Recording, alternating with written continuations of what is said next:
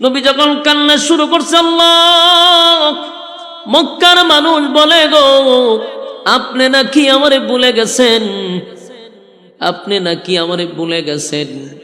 নবীর কান্না যখন শুরু হয়ে গেল, একদিন 2 দিন নয়, নবী 15 দিন কাঁদছে রে, 15 দিন কাঁদছে। মুক্তার দানার মতো নবীর চোখ দিয়া পানি পড়ছে, 15 দিন কাঁদছে আর গালিগালাজ শুনছে। একটা সময় একদিন নবী তাকায়া দেখে জিবরাইল আসমান থেকে নামতেছে। জিবরাইল আলাইহিস সালাতু ওয়াস সালাম যখন জমিনে পদার্পণ করলো, আল্লাহর হাবিব দৌড়াইয়া জিবরাইলের কাছে গিয়া একটু অভিমান সুরে বলল, জিবরাইল, কেন আসছস? 15 দিন কেন আসলি না আমারে বল। জিবরাইল কয়, হুজুর, আপনার কান্নার কারণে আপনি বারবার বলতেছেন আল্লাহ আপনারে ভুলে গেছে, তাই আল্লাহ এই মুহূর্তে একটা সূরা নাজিল করছে আপনারে খুশি করার জন্য। সূরাটার নাম হলো সূরা দুহা। এই ঘটনারে কেন্দ্র করে সূরা নাজিল হয়, কিন্তু নবী বলেন সূরা নাজিল হয়েছে আগে শুনবো পড়ে, আগে বল কেন 15 দিন আসলি না। এ জিবরাইল, 15 দিন কেন আসলি না? তুই কি দেখোস নাই রে জিবরাইল, গোটা মক্কাতে আমার বিরুদ্ধে কত অপপ্রচার, আমারে কি পরিমাণ গালমন্দ করতেছে। আমারে মানুষ বলতে লাগলো আমি নাকি মিথ্যা নবী দাবি করছি, আমারে মানুষ গালমন্দ করতে লাগলো আমি নবী না, রাসূল না। এমন আন্দোলনে তারা নামছে, আমারে গালাগালি করে। কেন রে জিবরাইল 15 দিন আসলি না? 15 দিন আমারে কেন কান্দাইলি? জিবরাইল কয়, হুজুর, আমি আসতে চাই গো, কিন্তু আমার মালিক যে আমারে আসতে দেয় না। জিবরাইল কয়, আমি তো আসতে চাই, কিন্তু আল্লাহ আমারে আসতে দেয় না। জিবরাইল বলে, পয়গম্বর, আমি আসতে চাই, আমার মালিক আমারে আসতে দেয় না। আল্লাহর নবী বলেন, জিবরাইল রে, কি এমন অপরাধ আমি নবী করছি যে তোরে আমার মালিক আসতে দেয় না? কি করছি আমি বল? জিবরাইল কয়, হুজুর, 15 দিন আগে আপনার কাছে মক্কার কিছু লিডার আসছিল, প্রায় 15 জনের মতো। মক্কার বাগা বাগা কিছু লোক আপনার কাছে আসছে, 3টা প্রশ্নের জবাব আপনাকে দেওয়ার জন্য তারা বলছে। আপনি তাদেরকে উত্তর দিছেন আগামীকালকে বলবেন। এই কথাটা আমার মালিকের কাছে পছন্দ হয় নাই। আমার যুবক বাবা, মুরব্বী বাবারা, এখান থেকে উম্মতের বহুত বড় একটা শিক্ষা নেওয়া দরকার। এখানে আমাদের শিকার আছে, বোঝার আছে। উম্মতকে শিক্ষা দেওয়ার জন্য এই ঘটনাটা আল্লাহ ঘটাইছে। পয়গম্বরের কাছে যখন 3টা প্রশ্নের জবাব চাইল রে, পয়গম্বর তাদেরকে বলল আগামীকালকে বলবো। এই আগামীকালকে বলবো কথাটা আল্লাহর কাছে পছন্দ হয় নাই, কারণ আমার নবী আগামীকালকে বলবো এর আগে ইনশাআল্লাহ বলে নাই। কথা কি বুঝতেছেন? মাঝখানে কি বলে নাই? ইনশাআল্লাহ নবী বলে নাই। এই কারণে আমার আল্লাহর কাছে এই কথাটা পছন্দ হয় নাই। আর নবী একবার ইনশাআল্লাহ না বলার কারণে 15 দিন আমার নবীরে আল্লাহ কান্দাইছে। একবার ইনশাআল্লাহ না বলার কারণে পয়গম্বর কানলো রে। 1 দিন 2 দিন নয়, 15 দিন আমার নবী কাঁদছে। কানতে কানতে নবী শুধু কাঁদছে এমনটা নয়, 15 দিন পর্যন্ত মক্কার মানুষ আমার নবীর বিরোধিতা করছে, আমার নবীরে গালি দিছে, নবীরে মিথ্যা বলে গালি দিছে। কিন্তু 15 দিন পর্যন্ত ওহী আসে নাই, শুধু ইনশাআল্লাহ না বলার কারণে। এখানে উম্মতের শিক্ষা হলো, এ উম্মত, নবী ইনশাআল্লাহ না বলার কারণে যদি পয়গম্বরকে আমার মালিক 15 দিন কান্দায়, তাহলে আপনারাই বলুন আমাদের ইনশাআল্লাহ না বললে কি হবে? কথা কইনা দি। আমরা অনেক সময় বলি আগামীকালকে ঢাকা যাব, এই ঢাকা যাব, এই কথা বললে হবে না। মাঝখানে বলতে হবে আগামীকালকে ডাকাত যাব ইনশাআল্লাহ। কথা হয় না? আমি খানা খাবো, কথা হয় না? ইনশাআল্লাহ। আমি বিবাহ করব, ইনশাআল্লাহ। আমি তোমাকে কিছু টাকা দিব, ইনশাআল্লাহ। আমি আসতেছি তোমার কাছে, ইনশাআল্লাহ। আমি যাব, ইনশাআল্লাহ। সব কথায় ইনশাআল্লাহ ইনশাআল্লাহ বলতে হবে। ইনশাআল্লাহ শব্দের অর্থ হলো আল্লাহ যদি চায়। কথা কি বুঝতেছেন? ইনশাআল্লাহ শব্দের অর্থ কি? আল্লাহ যদি চায়, তার মানে আমি ঢাকা যাব, এটা আল্লাহ যদি চায় চলে যেতে পারবো। আমার মালিক যদি না চায় তাহলে আমি কেমনে যাব? ওই জন্য মাঝখানে ইনশাআল্লাহ বলতে হবে রে। আমাদের কিন্তু ইনশাআল্লাহ বলাটা ভুলে যায়, সাবধান। আমার নবী ইনশাআল্লাহ না বলার কারণে 15 দিন নবী কাঁদছে। এক ইনশাআল্লাহ না বলার কারণে 15 দিন ওহী বন্ধ হয়ে গেছে। জিবরাইলে আসে না, 15 দিন আসলো না ইনশাআল্লাহ না বলার কারণে। তাই উম্মত, তোমার আমার শিক্ষা গ্রহণ করা দরকার, আমাদেরকে শিকার দরকার, বুঝার দরকার। আমরা কোনো কাজে ইনশাআল্লাহ ভুলবো না। হ্যাঁ, কথা বল না দি, আমরা কি ইনশাআল্লাহ ভুলবো? সব কাজে বলবো ইনশাআল্লাহ ইনশাআল্লাহ। এটা ভোলা যাবে না, ইনশাআল্লাহ ভোলা যাবে না। যুবক ভাইরা আমার, আল্লাহর নবী বলেন, এ জিবরাইল, ইনশাআল্লাহ বলি নাই, আমার মালিকের পছন্দ হয় নাই। বুঝলাম একদিন আমি ভুলে গেছি, কিন্তু জিবরাইল রে, 15 দিনকে আমি ইনশাআল্লাহ বলা ভুলে গেছিলাম। প্রথম দিন না হয় আমি ইনশাআল্লাহ বলি নাই, কিন্তু 15 দিন পর্যন্ত বেঈমানরা যখন আসছে 3টা প্রশ্নের জন্য, আমার নবী একদিনও ইনশাআল্লাহ বলে নাই। প্রতিদিনই বলছে আগামীকালকে আসো। তার মানে নবী ইনশাআল্লাহ বলা কি 15 দিনই ভুইলা গেল? না, এমনটা তো হওয়ার কথা না। আমার নবী একদিন, 2 দিন, 1 সপ্তাহ ভুলে যায় ইনশাআল্লাহ, এটা তো হওয়ার কথা না। মূল ঘটনা হলো নবী ভুলে যায় নাই, আমার আল্লাহ নবীরে বুলায়া দিছে।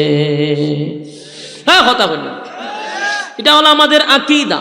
এটা হলো কই ওয়াজ করতাম, পাবলিক ঘুমোতে হয় তো বক্তা ওয়াজ সজাগ থাকলে লাভ হইব কি? হ্যাঁ, আপনারা সজাগ না ঘুমে? হাঞ্জারাত্রি যদি আপনারা জবান আল্লাহ বন্ধ করে দেয়, তো শেষ রাতিতে আপনারা জীবনের লেগে বুবো হয়ে যাবেন গা। একটু কথা বলেন, বলুন নবী কি 15 দিনে ভুলে গেছে গা?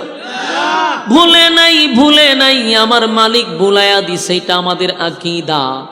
কারো আকীদা যদি থাকে যে নবীরা ভুল করছে, এটা তোমাদের ভ্রান্ত আকীদা। এই আকীদায় আমরা বিশ্বাসী না। আমরা জানি নবীরা মাসুম, নবীরা গুনাহ করে নাই, আল্লাহ তাদেরকে দিয়া গুনাহ করায় নাই, গুনাহ করায় নাই। কিন্তু মাঝে মধ্যে যে ভুলগুলা করা হয়েছে, এটা আল্লাহ নবীরে ভুল করাইছে উম্মতকে শিখানোর জন্য। আল্লাহ নবীরে ভুল করাইয়া উম্মতরে শিখাইছে। নবীরা ভুল করে নাই, কারণ নবীদেরকে আল্লাহ মাসুম রাখছে। এদেরকে দিয়ে আল্লাহ গুনাহ করায় নাই, ভুল করায় নাই, কারণ যারা গুনাহ করবে, ভুল করবে, তাদেরকে আল্লাহ নবী বানায় নাই। নবীদের বিষয়টা ভিন্ন। আল্লাহ উম্মতকে শিক্ষা দেওয়ার জন্য কি করছে? ভুল মাঝে মধ্যে করাইছে, ভুল করাইছে মাঝে মধ্যে উম্মতরে শিখানোর জন্য, উম্মতরে শিক্ষা দেওয়ার জন্য। যেমন একটা ঘটনা বলি সংক্ষেপে বোঝানোর জন্য। একবার নবী যুদ্ধের ময়দান থেকে আসছে সাহাবায়ে কেরামদেরকে নিয়া। রাস্তার মধ্যে সব সাহাবীরা ক্লান্ত রে, এত ক্লান্ত, এত ক্লান্ত, কারো সাহস নাই নবীরা বলার, হুজুর শরীরটা বড় ক্লান্ত, এখানে একটু বিশ্রাম নিতে চাই। কারো সাহস হয় না। সাথে ছিল হযরত আলী।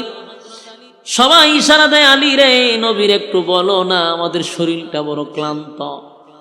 আলী আল্লাহর পয়গম্বরকে ডাইরেক্ট না বলে বলে, হুজুর এই জায়গাতে প্রচন্ড ঘাস আছে, ঘোড়াগুলি তো অনেকক্ষণ ধরে ক্লান্ত, ঘোড়ার পেটেও খিদা, এখানে একটু যদি আমরা দাঁড়াই তাহলে ঘোড়াগুলি একটু খাবার খেয়ে নিল। আল্লাহর নবী মুস্কি হাসি দিয়া বলে, আলী বুঝতে পারছি তোমারও শরীরটা ক্লান্ত। আল্লাহর নবী বলেন, ঠিক আছে তাহলে ঘোড়াগুলা বেঁধে দাও, আর তোমরা এই সুযোগে একটু বিশ্রাম নাও। হযরত বেলালকে নবী ডাক দিয়া বললেন, বেলাল রে, তুমি ঘুমাইতে পারবা না, তুমি হলো মুয়াজ্জিন সাহেব, তুমি ঘুমানো যাবে না, আমরা সবাই ঘুমাবো। আর তোমার দায়িত্ব হলো আমাদেরকে আজানের সময় ডেকে দেওয়া। রাত্রের বেলা তো ওই যে ফজরের সময় তোমার দায়িত্ব হলো আমরা ডাইকা দেওয়া, আর আমরা সবাই ঘুমাবো। বিলাল বসরিস আর সবাই দিছে ঘুম। ঘুমাইছে তো ঘুমাইছে, চোখ মিল্লা দেখে সকাল 8টা বাজে। হিরে ঘটনা কিরে? হ্যাঁ, আল্লাহর হাবিব পাগলের মতো হয়ে গেছে। এই বেলাল, বেলাল হুকুম তুইটাও কি সমস্যা? আমার দিন হয়ে গেছে 8টা বাজেছে সকাল। সব সাহাবায়ে কেরাম আশ্চর্য, ঘটনা কি? হিরে বেলাল, তোরা না কইলাম আমরা ডাক দি পারলি, তো তুই দি ঘুমারিলি। বেলাল পড়ছে মুসিবতে, হুজুর আপনার যেই গতি আমারও সেই গতি, মানে আমি কি করতাম? কি সাধারণ কথা? ফজরের নামাজ কাজা, পাগলের মতো হয়েছে আল্লাহ রাসূল পেরেশানি। এখন তাড়াতাড়ি নামাজ পড়ছে, 8টার সময় একটু ফজরের নামাজ পড়ছে। পড়ার পরে রাসূল আশ্চর্য হয়ে গেল, কেউ তো আর রাসূলকে কিছু বলতে পারে না। উমরের তো একটু সাহস বেশি। উমর বলছে, আমার একটু কথা আছে। কি কথা? কয়, আপনি না আল্লাহর নবী? বলে, হ, আপনি আল্লাহর পয়গম্বর। তো নবীর আর তো চোখ ঘুমায়, অন্তর ঘুমায় না। কহ, নবীদের চোখ ঘুমায় কিন্তু অন্তর ঘুমায় না। তো হুজুর আপনার যদি অন্তর না ঘুমায় থাকে, তা আপনি যে 8টা বাজালে এলেন, আপনার অন্তর গেছে খুব। আপনার নবীর আর তো ঘুমাওয়ার কথা না, চোখ ঘুমায় কিন্তু ভিতরে সব সজাগ। তা আপনি যে ঘুমায় গেলেন গা, ঘটনাটা কি? রাসূল কয়, আমার চোখ ঘুমায় অন্তর ঘুমায় না কথা ঠিক, কিন্তু আজকে আমার অন্তর শুদ্ধ ঘুমায় গেছে না। সুবহানাল্লাহ। আচ্ছা বুঝলাম, এটাও বুঝলাম, আপনার অন্তর আল্লাহ ঘুম পাড়াই দিছে। তা আমরার বেলাল জানে ঘুমাই গেছে, আপনিও ঘুমাই গেছেন অন্তর শুদ্ধ। জিবরাইল কি ঘুমায় না হুজুর? কোন জিবরাইল তো ঘুমায় না। তো জিবরাইল আপনার ডাক দিল না কেন? কই, এটা তো কথা ঠিক, জিবরাইলে ডাকলো না কেন? নবী জিবরাইলের আশায় বই দিছে, হ্যাঁ জিবরাইল কইরে। কিছুক্ষণ পরে জিবরাইল নবীর সামনে হাজির। আল্লাহর নবী কয়, আরে জিবরাইল, আমরা যে এতগুলা সাহাবীর ফজরের নামাজ গেল গাছকা, আমি পয়গম্বর হইয়া আমিও ঘুমাইলাম, সব ঘুমাই গেল গা, তুমি আইয়া ডাক দিলা না? বলে, আল্লাহর রাসূল, আমি কয়েকবার চাইছি আমরা ডাক দিতাম, কিন্তু আল্লাহ আমরা না করছে। সুবহানাল্লাহ। না করলো কেন? না করার মূল কারণ হলো আজকে আপনার উম্মতরে একটা জিনিস শিক্ষা দিবে, উম্মতরে শিক্ষা দিবে। ফজরের নামাজ যদি ছুটে যায়, তাহলে আপনার উম্মতের করণীয়টা কি, এটা কোথাতে শিখতাম আমরা যদি ঘটনাটা না করতো? এই ফজরের নামাজ আপনাকে দিয়ে আগে ছুটানো হয়েছে, পরবর্তীতে আপনি উঠতে আবার নামাজ পড়ছেন, খাজা নামাজ। যদি আপনার নামাজ না ছুটতো, তাহলে কিয়ামত পর্যন্ত কেউ যদি ফজরের নামাজ খাজা হইতো, তাহলে সে গুনাহগার হয়ে যেত। নামাজ কাজা হওয়ার কারণে কবিরা গুনাহ হইতো, জাহান্নামে যেত। কিন্তু কোন কারণে যদি নামাজ কাজা হয়, এই কাজা পয়রা নেওয়ার জন্য সিস্টেমটা চালু করছে আল্লাহ, আপনাকে ঘুম পাড়াইয়া। তাহলে এটা কি নবী ইচ্ছা করে করছেন? আল্লাহ নিজে করাইছে উম্মতকে শিক্ষা দেওয়ার জন্য। আমরা যে নামাজে ভুল হইলে সালাম ফিরে সোজদা দেই না, এটা শিখছি কই থেকে? নবী শিখাইছে। তাহলে নবী অবশ্যই ভুল করাইছে আল্লাহ, নবীরে দিয়ে ভুল করাইয়া সমাধান দিছে, এইভাবে ভুল হইলে এইভাবে সালাম ফিরে এইভাবে দিতেইব, উম্মত শিখছে। তো নবীরে দিয়ে আল্লাহ ভুল না করলে আমরা শিখতাম কই থেকে? তবে নবীরা ভুল করেন নাই, আমরা আকীদা হলো আল্লাহ ভুল করায় উম্মতরে শিক্ষা দেওয়ার জন্য। কথা কি ক্লিয়ার? আল্লাহর হাবিব 15 দিন পর্যন্ত তো ভুলার কথা না, একদিন না ইনশাল্লাহ বুলা লিছে, 2 দিন 3 দিন ডেলি বুলালা, প্রতিদিন ভুলার কথা না। কিন্তু প্রতিদিন কেন ভুলে গেল? বলে প্রতিদিন ভুলে নাই, আল্লাহ বুলাইয়া দিছে। মালিক বুলাইয়া দিল উম্মতকে শিখানোর জন্য। এবার জিবরাইল বলে, হুজুর এই কথাটা আমার মালিকের কাছে পছন্দ হয় নাই, কারণ আপনি ইনশাল্লাহ বলেন নাই। ইনশাআল্লাহ উম্মত যেন না বলে, এটা হলো সবচেয়ে বড় শিক্ষা। আর কোনোদিন আপনারা বলবেন? সব কাজে বলবো ইনশাআল্লাহ, ইয়াদ রাখবেন। এবার নবী কান্দে আর বলে, জিবরাইল রে, মক্কার মানুষ আমারে বলে আমার মালিক নাকি আমারে ভুলে গেছে। 15 দিন তুই আসলি না, আমার মালিক তোমারে পাঠাইলো না। গোটা মক্কার মানুষ আমারে গালি দেয়, আমার বিরোধিতা করে। আমিও চিন্তায় পড়ে গেছি, আমার মালিক কি আমারে ভুইলা গেছে, আমার মালিক কি আমারে ভুইলা গেছে, আমার মালিক কি আমারে ভুলে গেল নাকি। এই চিন্তায় পয়গম্বর কান্দে। আল্লাহ তখন নবীরে সান্ত্বনা দেওয়ার জন্য, খুশি করার জন্য, নবীরে যে আল্লাহ ভুলে নাই এই বিষয়টা বলার জন্য সূরা দুহা নাজিল করছে। যে সূরা আপনাদের সামনে আমি তেলাওয়াত করছি, আল্লাহ তখন নাজিল কইরা কি বলে শুনেন। ওয়াদ-দুহা ওয়াল-লাইলি ইযা সাজা মা ওয়াদ্দাআকা রাব্বুকা ওয়া মা ক্বালা। আপনার ফুলা পান্ডি এমন বিরক্তিকর, আল্লাহ এদের বুঝও দিছে না। যেখানে একটা মাহফিল চলতেছে আমরা কাছে দিয়ে এত জোরে জোরে চিল্লাই। পারিবারিক শিক্ষাও তো মানুষের অনেক কিছু শিখে, যে এখানে এতগুলা মানুষ বসে একটা কোরআনের আলোচনা চলতেছে, আয়াত পড়া হইতেছে, এখানে জোরে জোরে কথা কয় আর ফুর্তি আমোদ করে হাসাহাসি করে। আফসুসি ফুলাপান গুলার জন্য। একটু মনোযোগ দিয়ে শুনেন। আল্লাহ তখন নাজিল করে প্রথম বলেন ওয়াদ-দুহা। দুইটা কসম করছে সূরার মধ্যে। কয়টা কসম? দুইটা কসম। ওয়াদ-দুহা ওয়াল-লাইলি ইযা সাজা মা ওয়াদ্দাআকা রাব্বুকা ওয়া মা ক্বালা ওয়ালাল-আখিরাতু খায়রুল লাকা মিনাল উলা ولسوف يعطيك ربك فترضى। আল্লাহ বলেন ওয়াদ-দুহা, দিনের আলোর কসম। ওয়াদ-দুহা প্রথম কসম, দিনের কসম, দিনের আলোর কসম। ওয়াল-লাইলি ইযা সাজা, রাতের অন্ধকারের কসম। বলুন কসম কয়টা? আল্লাহ বলেন ওয়াদ-দুহা, দিনের আলোর কসম। ওয়াল-লাইলি ইযা সাজা, রাতের অন্ধকারের কসম। দুইটা কসম কে আল্লাহ বলেন মা ওয়াদ্দাআকা রাব্বুকা ওয়া মা ক্বালা। দুইটা কসম কে রব্বে কারীম বলেন বন্ধু, দিনের আলোর কসম করে বলি, রাতের অন্ধকারের কসম করে বলি, আপনার রব আপনারে ভুলে নাই। সুবহানাল্লাহ। এই ওয়াদ-দুহার আরেকটা ব্যাখ্যা হলো, তাফসীর কারকরা বলেন এটার আরেকটা ব্যাখ্যা হলো ওয়াদ-দুহা নবীর সুন্দর চেহারার কসম। আসেনি এলাকা সুবহানাল্লাহ। নবীর সুন্দর চেহারার কসম। ওয়াল-লাইলি ইযা সাজা এর আরেকটা ব্যাখ্যা হলো নবীর কালো চুলের কসম। ওয়াদ-দুহা নবীর সুন্দর চেহারার কসম, ওয়াল-লাইলি ইযা সাজা রাতের অন্ধকারের কসম। কিন্তু আরেকটা ব্যাখ্যা হলো নবীর কালো চুলের কসম। মা ওয়াদ্দাআকা রাব্বুকা ওয়া মা ক্বালা, আপনার রব আপনারে ভুলে নাই, আপনার রব আপনারে ভুলে নাই, ভুলে নাই, ভুলে নাই বলতে পারে না।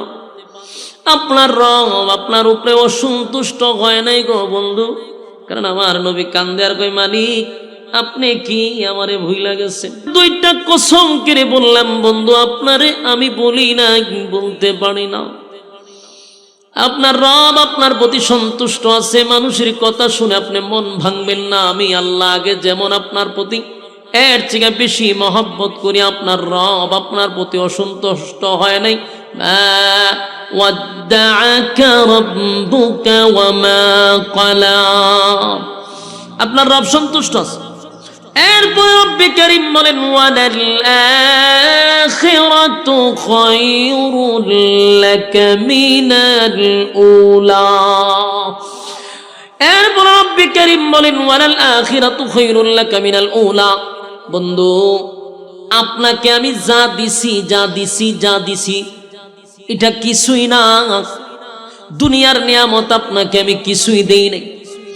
পরবর্তী মানে পরকালের নিয়ামত আপনার জন্য আমি কোটি কোটি কোটি গুণ বেশি রাখছি। আল্লাহ নিজেই বলেন ওয়ালাল আখিরাতু খায়রুল লাকা মিনাল উলা। আপনার রব আপনাকে যা দিছে এটা সামান্য অল্প। আপনার জন্য এই যুগের থেকে পরবর্তী যুগে আপনার জন্য নিয়ামত আমি আল্লাহ বেশি রাখছি। আপনার আমি যা দিছি অল্প, দুনিয়া কিছুই না, কিন্তু আপনার জন্য পরকালে আমি বরাদ্দ রাখছি। ওয়ালাল আখিরাতু খায়রুল লাকা মিনাল উলা। যেই মালিক দুনিয়া সৃষ্টি করল, যেই মালিক দুনিয়ার নাজ নিয়ামত আমাদেরকে দিল, সেই মালিক নিজেই তার বন্ধুরে বুঝায়া বুঝায়া বলতেছে, বন্ধু দুনিয়ার নিয়ামত কিছুই না, এর থেকে কোটি কোটি গুণ বেশি আপনার জন্য আমি পরকালে রাখছি। এই যুবক ভাই, মালিক নিজেই বলে দুনিয়ার নিয়ামত কিছুই না, দুনিয়ার নিয়ামত কিছুই না, এর থেকে বেশি আমি পরকালের জন্য তোমাদের জন্য রাখছি। আমরা এই দুনিয়া পেয়ে পরকাল আমরা ভুলে গেছি। বাস্তব না বাস্তব? আল্লাহ কয় ওয়ালাল আখিরাতু খায়রুল লাকা মিনাল উলা। যদিও নবীরে বুঝায়, কিন্তু কিয়ামত পর্যন্ত উম্মতরে নসিহত করছে। আল্লাহ বলেন দুনিয়া কিছুই না, এর থেকে কোটি কোটি গুণ আপনাকে বেশি দিব পরকালে। কিন্তু আমরা দুনিয়ার অল্প পেয়ে পরকাল ভুলে গেছি। সাবধান, আমার মালিক আমার নবীরে সন্তুষ্ট করবে। ওয়ালাল আখিরাতু খায়রুল লাকা মিনাল উলা। এরপরে রব্বে কারীম বলেন ওয়ালা সাউফা ইউতিকা রাব্বুকা ফাতারদা। এই আয়াতে বলেন ওয়ালা সাউফা ইউতিকা রাব্বুকা ফাতারদা। রব্বে কারীম বলেন বন্ধু খুব শীঘ্রই আমি আপনাকে খুশি করব। এই কথাগুলি আগে বোঝার চেষ্টা করেন। 15 দিন নবী আমার কাঁদল, নবীর চক্ষু দিয়া পানি জড়াইল, আর আল্লাহ 15 দিন পরে সূরা নাজিল করে আমার নবীরে কতগুলা আনন্দ দিতেছে, কতগুলা সান্ত্বনা বন্ধুরে বন্ধু দিতেছে। আবার বন্ধুরে বোঝায়, বন্ধু কান্দেন না, আমি আপনারে দুনিয়ার থেকে বেশি গুণ আপনারে পরকালে দিব। আবার বলে ওয়ালা সাউফা ইউতিকা রাব্বুকা ফাতারদা। বললো অচিরে খুব শীঘ্রই আমি কে আপনাকে খুশি করব। তাফসীর কারকরা বলেন আল্লাহ কেন বললেন ওয়ালা সাউফা ইউতিকা রাব্বুকা ফাতারদা, নবীরে শীঘ্রই খুশি করবে। এর মানে এটা হলো কি? এর মানে এটা দুইটা কারণ হতে পারে। একটা হলো মক্কা বিজয়ের আনন্দ, নবীরে অচিরে খুশি করবে, তার মানে মক্কা বিজয়। আর একটা তাফসীর কারক উল্লেখ করছে নবীরে 7টা আসমান টপকাই আর সাজিমে নিবে, সেই ইঙ্গিত মনে হয় নবীরে দিয়া দিছে। মেরাজের রজনীর ঘটনাকে উল্লেখ করে আল্লাহ ওয়ালা সাউফা ইউতিকা রাব্বুকা ফাতারদা। আল্লাহ বলে অচিরেই আপনাকে খুশি করব। হতে পারে মক্কা বিজয়, হতে পারে মেরাজের রজনী। আল্লাহ রাব্বুল আলামিন নবীরে একের পর এক সান্ত্বনা দেয়। এরপরে আল্লাহ যে কথা বললেন আলাম ইয়াজিদকা ইয়াতীমান আলাম ইয়াজিদকা ইয়াতীমান ফাআওয়া। আল্লাহ বলেন তিনি কি আপনাকে ইতিম অবস্থায় পান নাই? খুব মনোযোগ দিয়ে শুনুন, নবীর ভিশনের কথা আল্লাহ তুলছে। কেন তুলছে? মনে করেন দুই বন্ধু আপনারা অভিমান করছেন, বন্ধুর প্রতি বন্ধু অভিমান করছেন। আপনার কি মন ওয়াজও আছে? আমার তো লক্ষণ আপনারা দেখতেছি না। ওয়াজ করি দিকে ছায়া রয়েছেন হিদিকে, হ্যাঁ মনোযোগ। আমি কি গিচ্ছা কইতাছি? বাপ দাদার গিচ্ছা শুরু করছি না আমি? হ্যাঁ ফিরের গিচ্ছা। তা আপনারা কিতা বুঝলেন? মনোযোগ দেন। ফিরের গিচ্ছা বাবার গিচ্ছা শুনতে গেলে মনোযোগ লাগে না। কোরআনের কথা শুনবেন, আপনি প্রতিটা আয়াতের ব্যাখ্যা শুনবেন, মনোযোগ দিবেন না। আফসুস, আপনি এদিকে চাই রয়েছেন কেন? আমার তো কোনো ইম্পর্টেন্ট ব্যক্তি এখন এখানে আছে, তাহলে অসুবিধা কি? যিনি কথা বলবে ইনি আপনার কাছে সবচেয়ে বড় হন। আমার পরে আমি উইরে গেলে আমার শিখে উনি বড় হবে, কিন্তু এখন আমি আপনার কাছে গুরুত্ব। আপনার কথা শুনেন, মনোযোগ দিয়ে শুনেন। আইসি হবিগঞ্জ থেকে, আপনি এখান থেকে বই আমার ওয়াজ শুনতেছেন না, তো গেলে পরে কি করবেন? সময় তো শেষ, লস আপনার আর আমার না। মনোযোগ দিলে আপনার লাভ, আমার আছে আর 5 মিনিট। মনোযোগ দেন না কেন?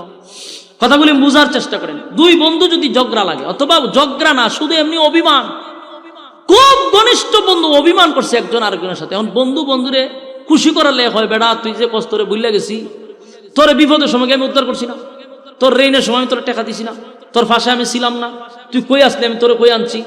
বলুন বলে কিনা? কেড়ে দিতেছ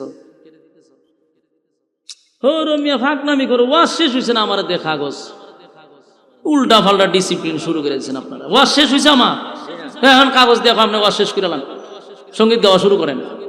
কি এক আজিব অবস্থা। কেন বলবেন ওয়াজ কি শেষ হয়েছে? নি শেষ হইল। হ্যাঁ মনোযোগ দেন। বন্ধুর সাথে বন্ধু যদি অভিমান হয়, তখন কি কয়? তখন ওই ফিসনের কথা স্মরণ করায় দে, তুই যে কষ্ট তোরে বুঝলা গেছি। হ্যাঁ বেটা তোরে বিপদের সময় টাকা দিছি না, হ্যাঁ তোরে আমি উদ্ধার করছি না, তোর জন্য এটা করছি, তোর জন্য এটা করছি। মানে হ্যাঁ বুঝায় যে তোর অতীত আমি কিন্তু উপহার করে যাইছি, তুই কেমনে কষ্টের বুঝলা গেছি। ঠিক তেমনি ভাবে আল্লাহ নবীরে বুঝাইতেছে, আপনি কেমনে কোন আপনার বুঝলা গেছি, এটা হইল নি? আপনারা বলতাম কেন আমি? আল্লাহ তখন নবীরে পিছনের কথা স্মরণ করায়। আলাম ইয়াজিদকা ইয়াতীমান ফাআওয়া, আপনি কি এতিম ছিলেন না? আপনাকে আমি এতিম অবস্থায় পেয়েছিলাম, আমি কি আপনাকে আশ্রয় দেই নাই? আল্লাহ কইতেছে। এরপর আল্লাহ বলেন ওয়াজাদাকা দাল্লান ফাহাদা, আপনি কি পথ হারা অবস্থায় ছিলেন না? আমি আপনাকে পথ দেখাইয়া দিছি। পথ হারা বলতে কি বুঝাইলেন? কারণ যিনি এতিম, যার কেউ নাই, সে তো পথভ্রষ্ট হওয়ার কথা, কিন্তু আমি আল্লাহ তো আপনাকে ওই জায়গায় যেতে দেই নাই, আপনাকে আমি সোজা রাস্তায় রাখছি। এটা তো আমি আল্লাহ করছি, তো আমি আপনার পাশে ছিলাম না কিভাবে? আল্লাহ বলতেছে। রব্বে কারীম বলেন ওয়াজাদাকা দাল্লান ফাহাদা, আমি কি আপনাকে পথ হারা অবস্থায় পেয়ে পথ দেখাই নাই?